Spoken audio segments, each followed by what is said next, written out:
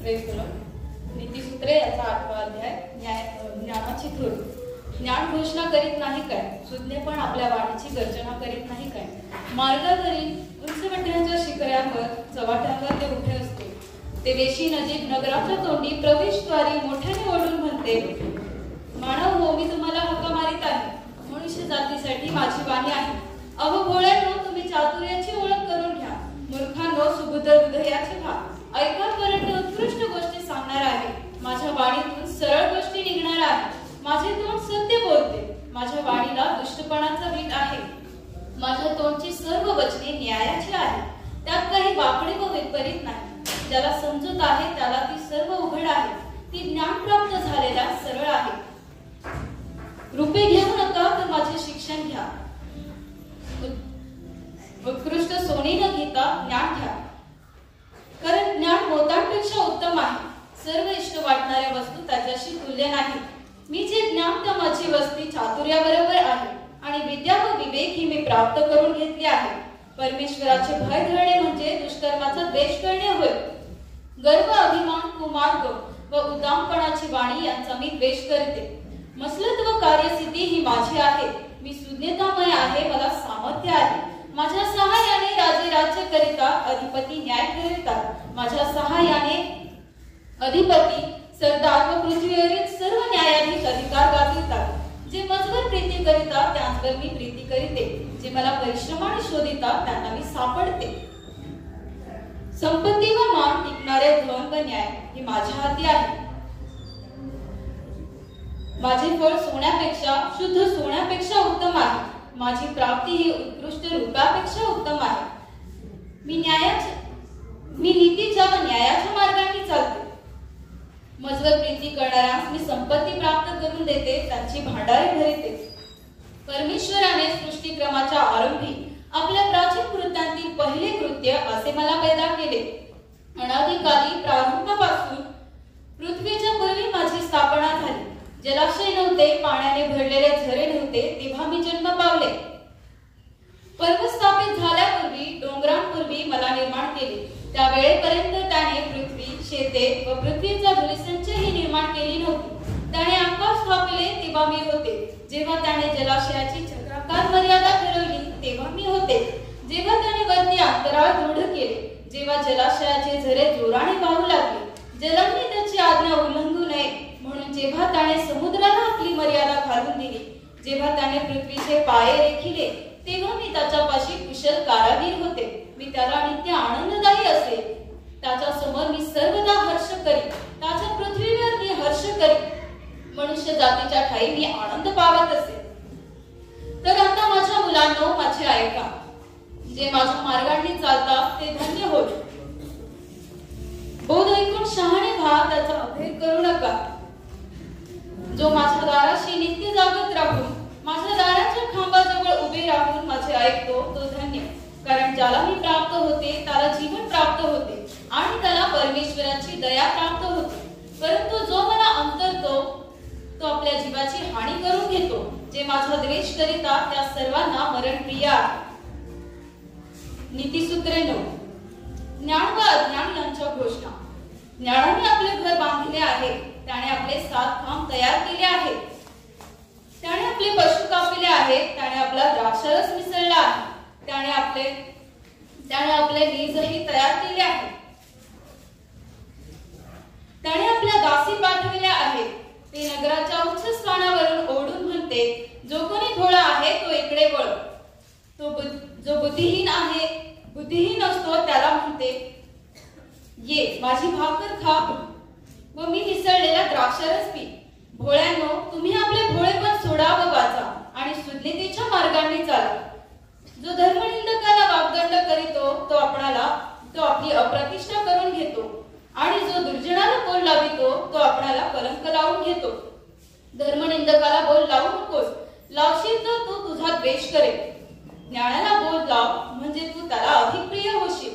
ज्ञानाला बोध केला तर त्याचे ज्ञान अधिक होईल. धार्मिकाला बोध केला तर त्याचे ज्ञान वाढेल. परमेश्वराचे भय हा ज्ञानाचा आरंभ होय, आणि परमपवित्राला ओळखणे हीच सुज्ञता होय. कारण माझ्यामुळे तुझे दिवस बहुगुणित होतील, आणि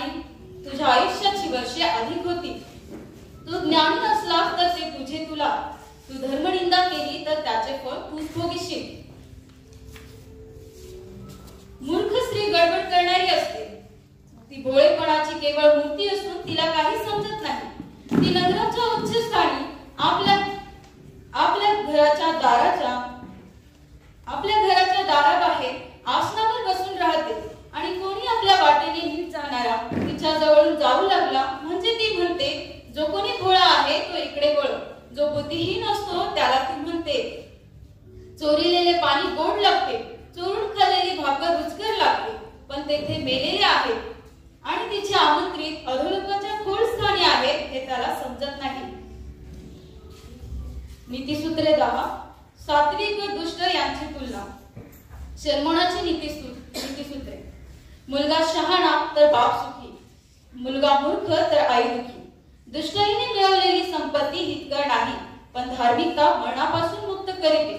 परमेश्वर धार्मिकाच्या जीवाची उपासमार होऊ देत नाही, पण तो दुर्जनांच्या कामना व्यर्थ करीतो. सैल हाताने काम करणारा दरिद्री होतो, परंतु उद्योगाचा हात धन मिळवतो.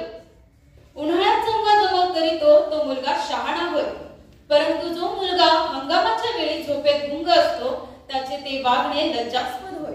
धार्मिकाच्या मस्तकी आशीर्वाद असतात, दुर्जनाचे मुख बलात्काराने व्याप्त असते. धार्मिकाच्या स्मरणाने धन्यता वाटते, दुर्जनाचे नाव वाईट होऊन जाते. शून्य मनाचा इसम आज्ञा मान्य करीतो, वाचाळ मूर्ख अधपात पावतो.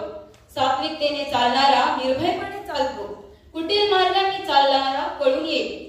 जो डोळे निचकावितो तो दुःखास कारण होतो, वाचाळ मूर्ख अधपात पावतो. द्वेष कलह उत्पन्न करीतो, वाचाळ मूर्ख अधपात पावतो. धार्मिकाचे मुख जीवनाचा झरा होय, दुर्जनाचे मुख बलात्काराने व्याप्त असते. द्वेष कलह उत्पन्न करीतो, प्रीती सर्व अपराधांवर झाकण घालते. विवेकशीलाच्या वाणीत ज्ञान असते, परंतु जो अक्कलशून्य असतो त्याच्या पाठीस काठीच योग्य आहे. शहाणे जण ज्ञानसंग्रह करीतात, परंतु मूर्खाचे तोंड म्हटले म्हणजे साक्षात अरिष्ट होय.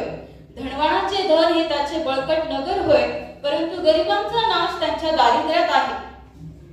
धार्मिकाचा उद्योग जीवनप्रद आहे, पण दुर्जनाची प्रसिद्धी पापास कारण होते.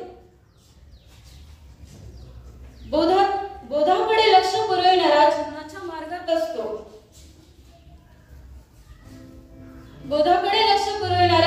मार्गात असतो, पण जो शिक्षण सोडतो तो भ्रांत होतो.